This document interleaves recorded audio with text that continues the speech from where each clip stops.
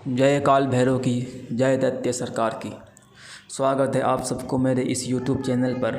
तो दोस्तों, आज जो मैं बात करने वाला हूँ कि दैत्य सरकार कहते किसे हैं और दुनिया में लोग ज़्यादातर परेशान क्यों हैं। तो मैं बता दूँ पहले कि दैत्य सरकार एक ऐसी महाशक्ति का नाम है जो इस पूरे ब्रह्मांड पर लागू है, इस पूरी पृथ्वी पर लागू है। दैत्य सरकार का राज चल रहा है। दोस्तों, मैं बता दूं कि आज ज़्यादातर लोग परेशान क्यों रहते हैं, मुसीबतों में, बीमारियों में, परेशानियों में, उलझनों में क्यों रहते हैं उलझ कर। तो मैं बताना ये चाहता हूँ कि आपने देखा होगा कि जो लोग जितनी ही अपने धर्म के रास्ते पे चलते हैं, जैसे कि मुसलमान लोग जो होते हैं, जितनी ही नमाज, रोज़े और अपने धर्म के कामों को खूब अच्छे तरीक़े से अंजाम देते हैं, अपने धर्म के कामों पे खूब दिल लगी के साथ काम करते हैं और चलते हैं, वही ज़्यादातर परेशान रहते हैं। लोग कहते हैं कि मैं जितनी ही नमाज़ पढ़ता हूँ या पढ़ती हूँ, हम जितनी ही नमाज़ पढ़ते हैं, रोज़ा रखते हैं, अच्छाई करते हैं, फिर हमारे साथ में बुरा क्यों होता है, हमारे ऊपर परेशानियाँ इतनी क्यों आती है। हमने तो किसी के लिए बुरा भी नहीं चाहा, ना हमने किसी के लिए बुरा करा। लोग ये कहते हैं और सोचते हैं। और भी लोग धर्म वाले हैं, वो भी यही कहते हैं और सोचते हैं कि हमने किसी के लिए बुरा नहीं करा, ना किसी के लिए बुरा सोचा।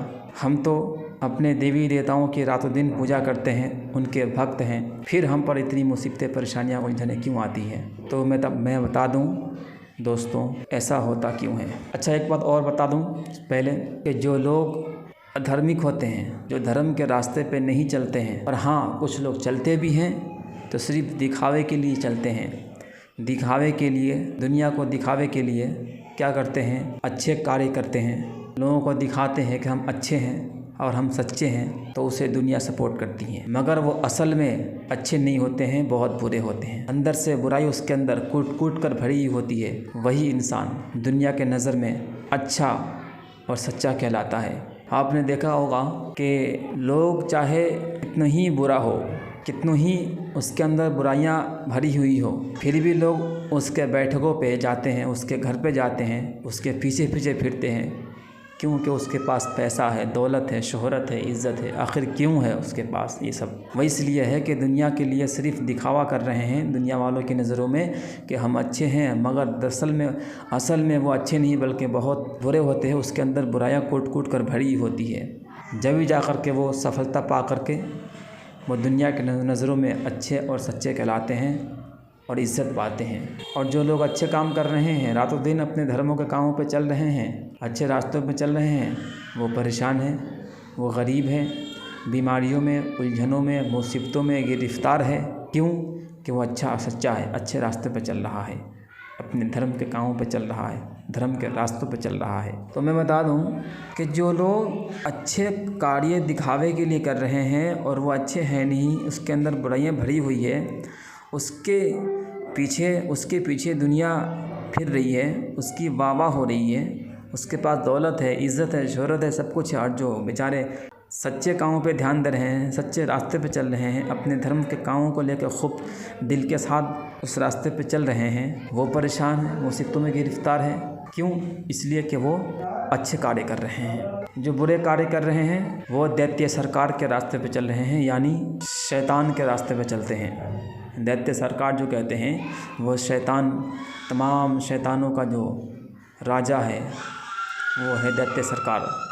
वो दैत्य सरकार के रास्ते पे चलते हैं, और जो अच्छे काम कर रहे हैं वो अपने धर्म के रास्ते पे चल रहे हैं, तो ये परेशान है, अब वो खुशहाल है।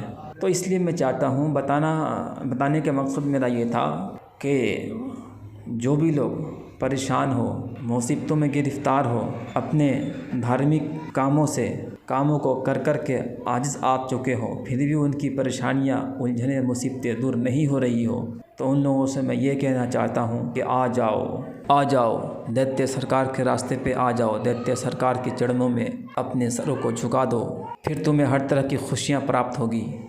इज़्ज़त, दौलत, शोहरत सब कुछ तुम्हें दिया जाएगा। इसलिए मैं कहना चाह रहा हूँ कि आ जाओ दैत्य सरकार के चरणों में और अपनी खुशियों से अपने दामन को, अपनी अपनी झोलियों को भर लो। दैत्य सरकार से जुड़ने के लिए हमसे संपर्क करें और व्हाट्सएप पर पहले बात करें, नाम और एड्रेस बताएं, फिर आगे बात करें।